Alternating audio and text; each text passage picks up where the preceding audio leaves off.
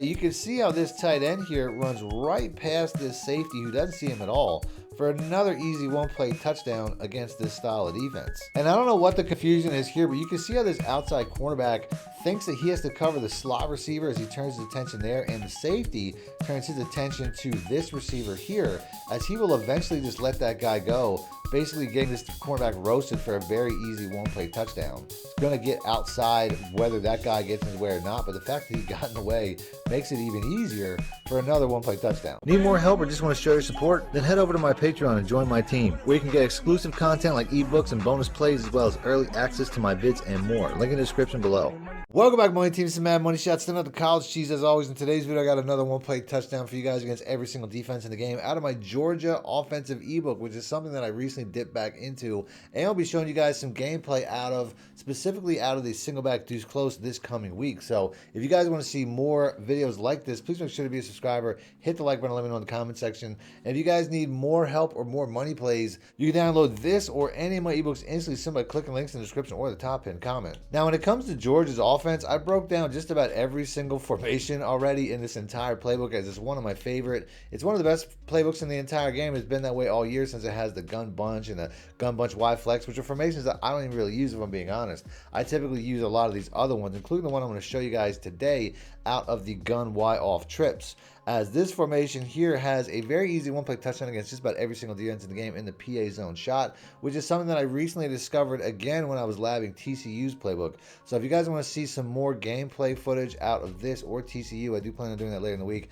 Just make sure that you have your fastest receivers at this outside spot here, because that will be a one-play touchdown against a couple different defenses, but most specifically you want to have your best player at this spot here. So I have my best combination of speed and overall in the slot. So let's go and let's pick that play. We'll go ahead and go back to that. Start off with cover 2 zone, which is going to be the first defense I showed, and I'm going to work my way back through all the zone coverages and all the man coverages, starting off with cover 2. Now, if I run this play as is, you're going to notice that this RB receiver is going to run right into the mid-read, making this a very easy adjustment to beat this defense. All you really have to do is put the A tight end on a post route, and that's going to be one of the main adjustments that I make. As you can see, we split those safeties very easily now, although we can go the full 9 and get that safety out of the way by putting the X receiver on a 10-yard out route, as that streak route is really just going to pull him back.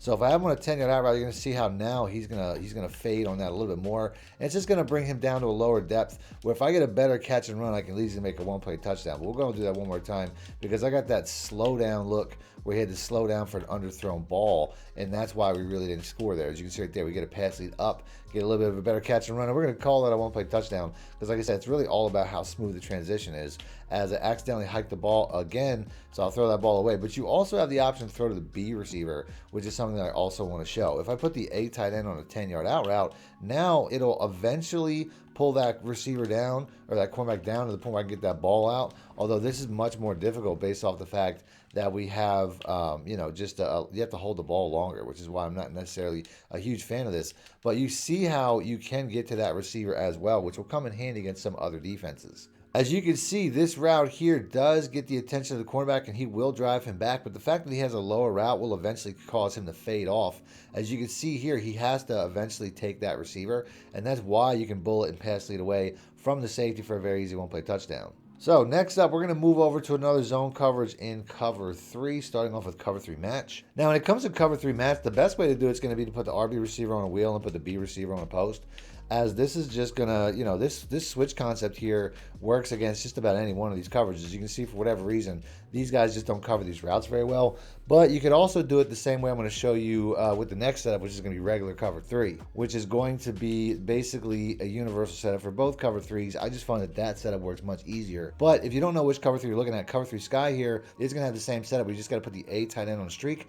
If I motion him out, it's going to be best. And if I put the X receiver here on a comeback route, you're going to have to do that obviously as well. And you'll see how the RB receiver here is going to cross the space. Although the biggest issue with this is it does take a little bit more time when it comes to the actual receiver crossing the field, which is why the other option is better if it's a cover 3 match. But against regular cover 3, that won't necessarily work. So we'll go and do that one more time. Like I said, we do have some very talented pass rushers here, but you can see how this guy gets a very easy one-play touchdown. Next up, we're going to do cover 4, starting off with matching cover 4 and cover 4 quarters. Now, against all of these cover 4 defenses, the setup is going to be the same. Put the A10 on the streak, put the X receiver on a comeback route, pretty much going to look the same as the cover 3 setup. And you're going to notice how the RB receiver here will eventually get left wide open because this safety just doesn't get enough depth, as you can throw it right over the top very easily. But there's also a setup where you can motion this running back over against cover 4 and basically just put everybody on streaks except for the RB receiver. And you'll notice how the tight end will not get matched properly, and he'll just get a wide open one-play touchdown right up the middle. So you have that option as well. And if we watch the replay, you can see how this tight end here runs right past this safety who doesn't see him at all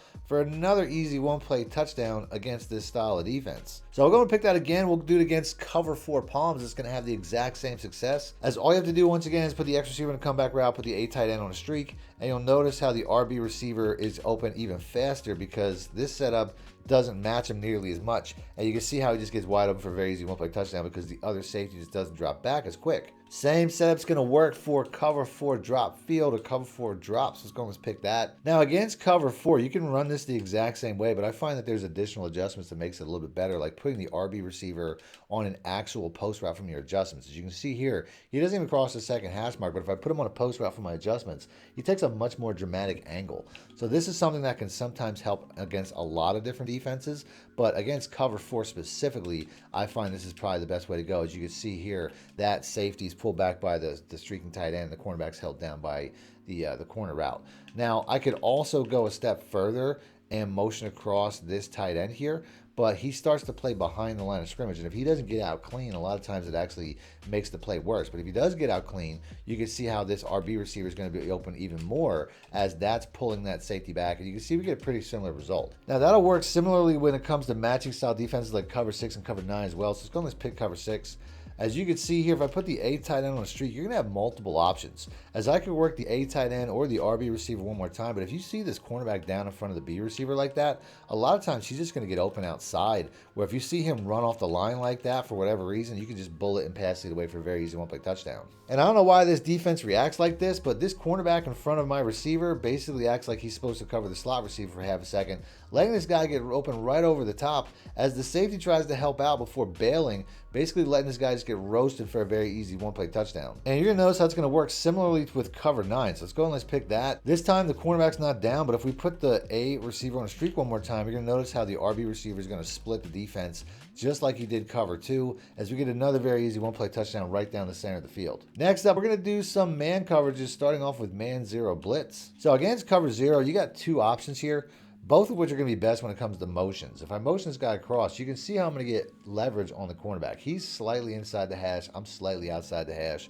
He's most likely reading this route that it's going to run up inside because I think it's just the way the game's programmed, but that's not where I'm going to throw the ball. So basically, if I put the X receiver on a comeback route just to shorten it, and I'll put the RB receiver on like a zig just to get myself a check down, you'll notice how the B receiver here is going to be open as long as I bullet and pass lead away to the outside for a very easy one-play touchdown. That's one way to go. The other way to go would be to just put the X receiver on a shorter route once again, put the A tight end on a drag, and I'll go ahead and I'll check and release or block and release the running back and then add him to the blocking structure to pick up this blitz. And you'll notice how the RB receiver is going to be a very good play when he crosses the field, as he also has the potential for a one-play touchdown. And you can have that success if you motion him across the field as well. And I'll show you how that works, as I can motion this guy across as well. I'll put the A tight end on a drag once again and just shorten the X route. And you'll see how he's going to break to the outside. And in some scenarios, the defender will even get in the way to help out. As that right there, the safety who was supposed to patrol the middle actually got in the way to help out even more. But he would have got open regardless. As you can see here, this particular receiver is going to get outside whether that guy gets in his way or not. But the fact that he got in the way makes it even easier for another one-play touchdown. Now, against cover 1, we have a little bit of a different setup, as once again, we can go back to the cover 3 setup, but I want to put the RB receiver on a actual post once again, as this will help him to get open a little bit faster once he crosses the field. As you can see, he's pretty much open right away, as the break on this is just that much better, as we almost get a one-play touchdown. We're about a yard short. I'll call that a one-play touchdown and move on. As we get to the last defense, which is going to be cover 2 man, which is going to be a very easy setup once again, as all I have to do is put the A tight end on a streak. Although realistically, I don't even think I have to do that. The RB receiver should be a natural one-play touchdown because these outside streaks should pull the safeties. And this guy here doesn't get, he doesn't get jammed the same way that the outside cornerbacks do. That's the thing about this style of defense. These slot receivers, they don't get pressed. they don't get jammed, and it just makes it that much easier for him to go right down the center to split the defense for another very easy one-play touchdown. As I'm going to end the video there. If you guys want to see more videos like this, I have a lot of Georgia videos out. I even put out like a full hour-long breakdown of about 3 different formations. I'll have that pop it up on screen. So click links, and until next time, thanks for watching, man. My shit out. Need more help or just want to show your support? Then head over to my Patreon and join my team, where you can get exclusive content like ebooks and bonus plays, as well as early access to my vids and more. Link in the description below.